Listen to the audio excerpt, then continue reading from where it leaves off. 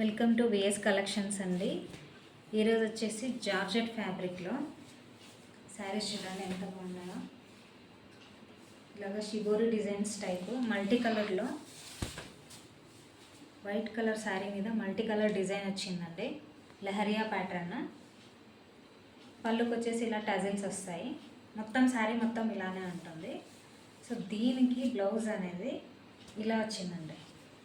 Georgette blouse work వచ్చింది, చెంకీ work వచ్చేసింది, ఇలా కట్ వర్క్ వచ్చేసింది హ్యాండ్స్ పర్పస్.